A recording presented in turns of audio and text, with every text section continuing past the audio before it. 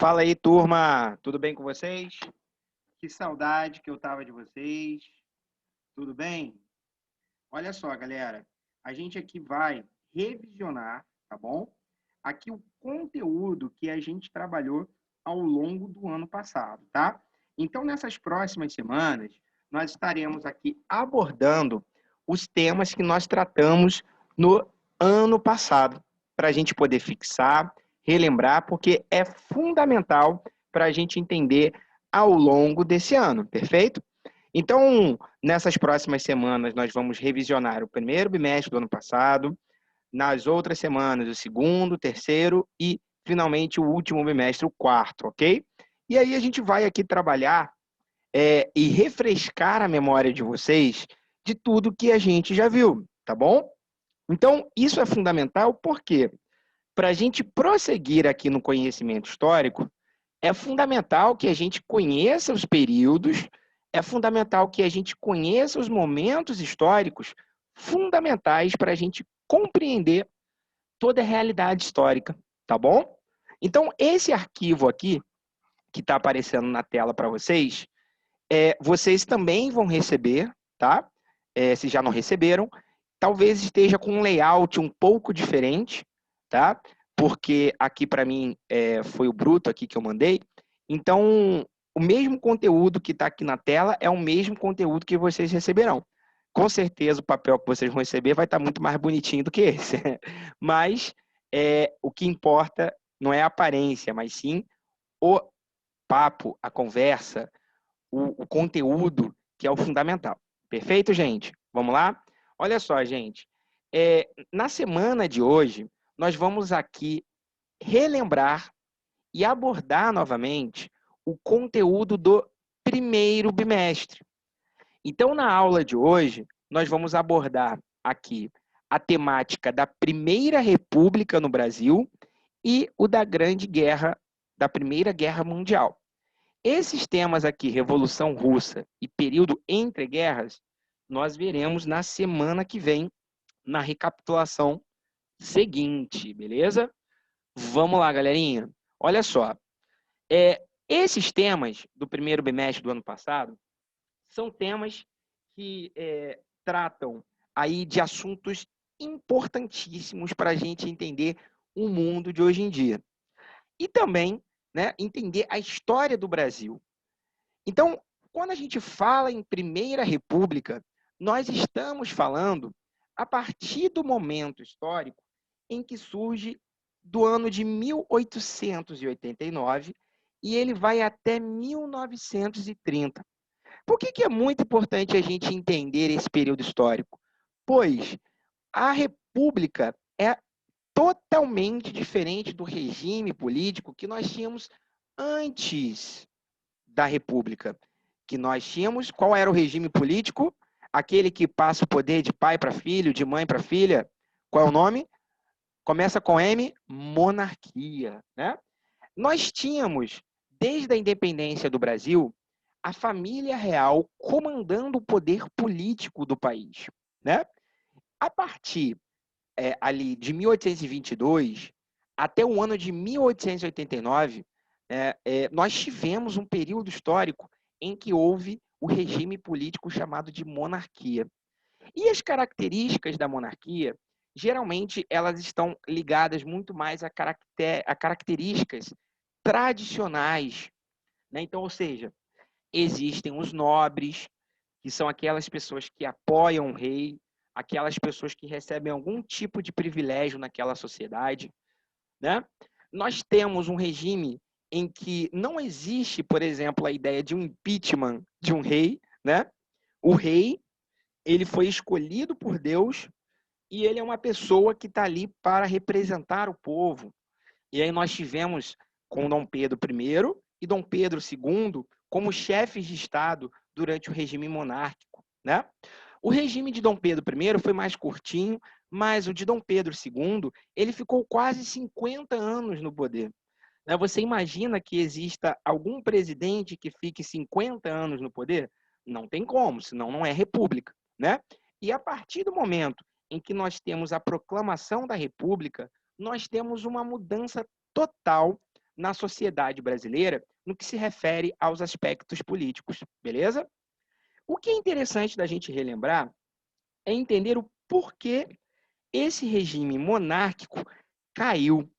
Por que esse regime monárquico não durou, né? E nós não temos até hoje um regime monárquico? Porque no dia 15 de novembro, opa, digitei errado, dia 15 de novembro, nós tivemos, né, a chamada Proclamação da República, que é um grande feriado que nós temos aí em novembro, né? Dia 15 de novembro de 1889, foi proclamado a República. E essa proclamação da República, ela ocorreu a partir do momento em que a monarquia passava por um período de crises tanto econômicas quanto, tão importante quanto, crises políticas. O regime monárquico estava enfrentando oposições de setores muito importantes da sociedade, né? Nós tivemos o atrito entre a monarquia e a Igreja Católica. O que foi mesmo, hein, professor? Foi aquela briga que teve em que o Papa da época ele lança uma encíclica proibindo que os católicos, e principalmente aqueles que têm algum cargo na igreja, como bispos, padres, párocos, freiras, etc., fossem maçons, fossem adeptos da maçonaria. Isso entra em choque com a filosofia de vida de Dom Pedro II, que era maçom. E vários bispos, vários padres que eram indicados por Dom Pedro II também eram maçons, assim como justamente o próprio imperador. Então, houve um conflito, um atrito entre a hierarquia da Igreja Católica e o Império, beleza? Nós tivemos também um atrito muito forte com os militares. Por quê? Os militares passam a ter uma posição política a partir da Guerra do Paraguai. Lembra, né? Que antes da Guerra do Paraguai o Brasil praticamente não tinha exército, mas quando foi envolvido na guerra, o Dom Pedro II teve que criar às pressas, né? Um exército nacional. E esse exército, após a guerra, passa a funcionar, porque é uma instituição do Estado, é o exército, e ao mesmo tempo passa também a ter conflitos com o Império. E também, outro fator fundamental para a gente entender esse período foi que o ato da princesa Isabel, ao abolir a escravidão, desagradou boa parte da elite cafeeira. Vale lembrar que aquele regime absurdo, né, chamado de escravidão, ele acabou no ano de 1888, né, ali pertinho do fim da monarquia.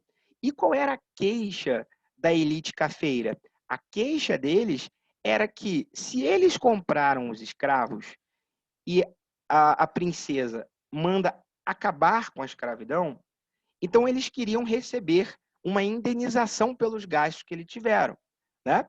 Porém, a princesa Isabel interpretava que a escravidão era uma questão de humanidade, era uma questão humanitária, perfeito?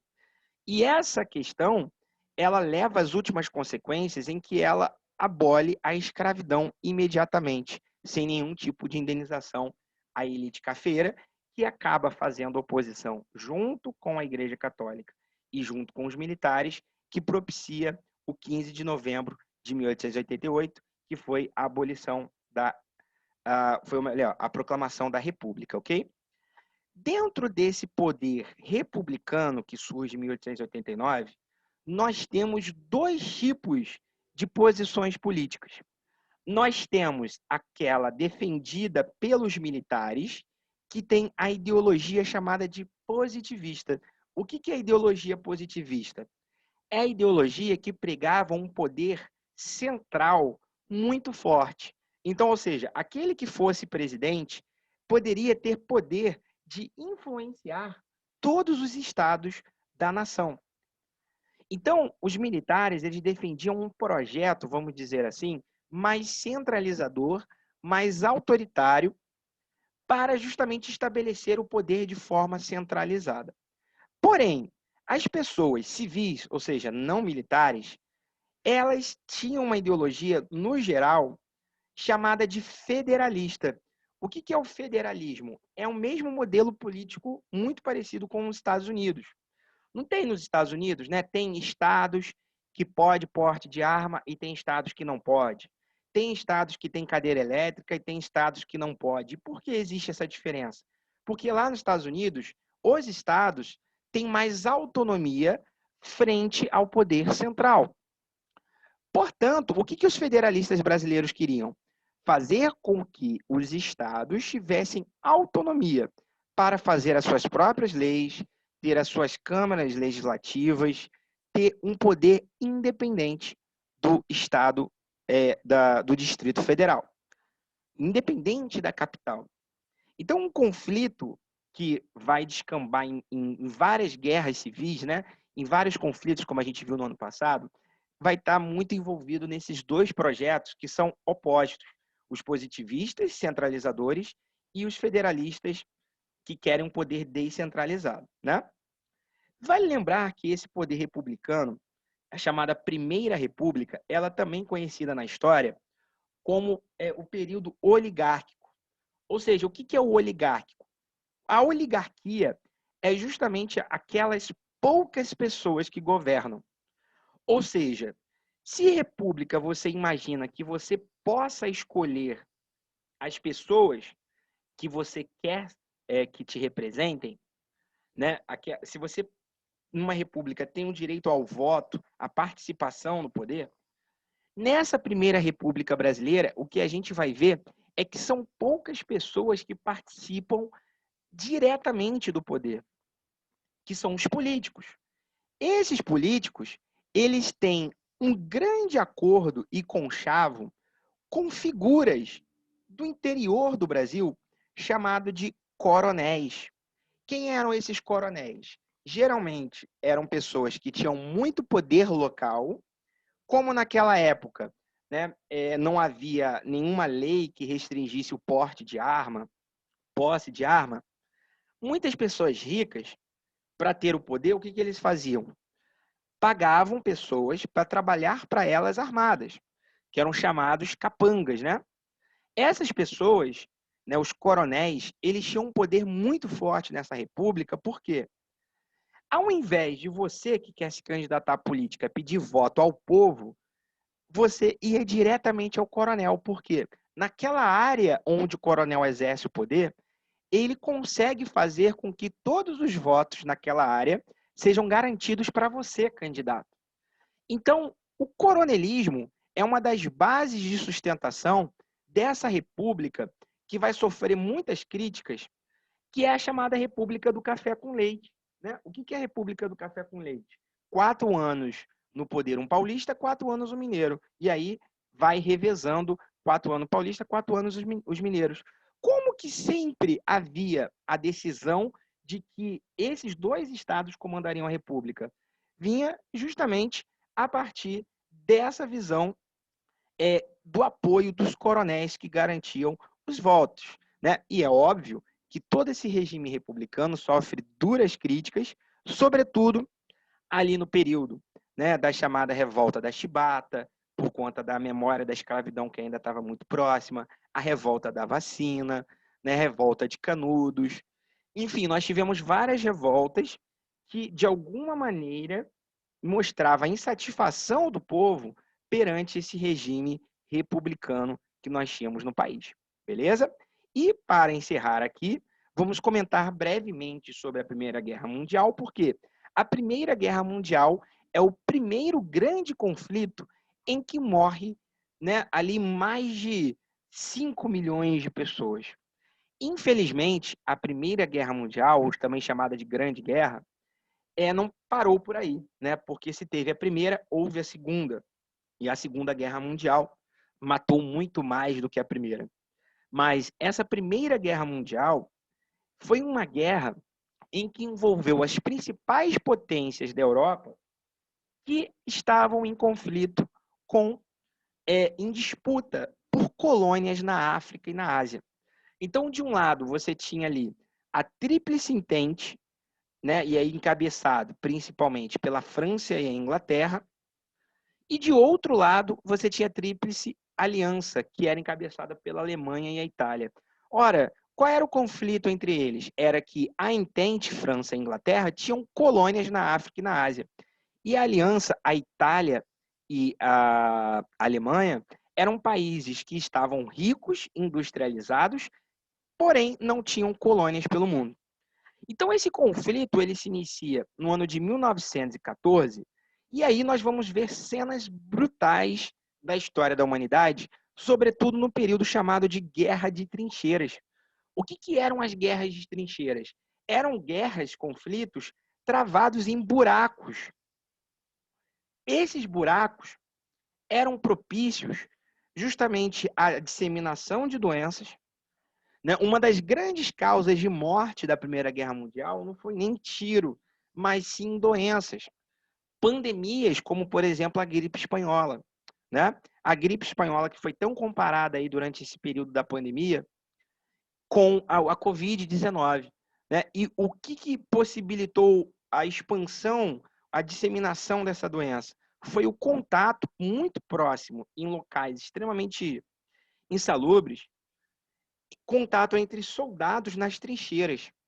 E isso vai possibilitar, né, infelizmente, que uma série de soldados, homens, jovens, que não tinham nada a ver com o conflito entre os países que disputavam colônias, mas que acabavam padecendo nesse conflito. Essa Primeira Guerra Mundial ela foi tão importante porque ela vai acabar modificando a história do mundo ao longo de todo o século XX. Se nós hoje dizemos os Estados Unidos é a principal potência do mundo, a primeira vez que foi dito isso na história foi no ano de 1917, quando os Estados Unidos entra para apoiar a Tríplice Entente contra a Alemanha. E, ao mesmo tempo, a Rússia, que fazia parte da Tríplice Entente, sai. E por que ela sai, professor? Porque ela pediu arrego? Também. Mas o que houve na Rússia foi um processo de revolução. E essa revolução coloca, que vai ser o tema da próxima aula, né, de revisão, coloca pela primeira vez justamente o regime comunista no poder. Então, quando hoje a gente fala na palavra comunismo, nós temos que lembrar imediatamente da União Soviética, que acaba se formando no meio da Primeira Guerra Mundial, diante de um processo revolucionário liderado pelo Partido Comunista, por Vladimir Lenin, né, que isso aí será o tema da nossa próxima aula, ok? E a Alemanha, que foi derrotada em 1918, ela é punida no Tratado de Versalhes.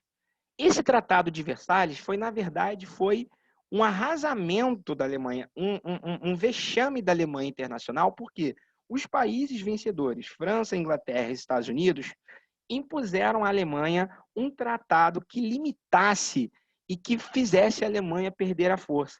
A Alemanha perdeu território, a Alemanha foi desarmada, a Alemanha teve limitação de exércitos, a Alemanha, e o que era pior, tinha que pagar uma dívida de guerra aos países vencedores.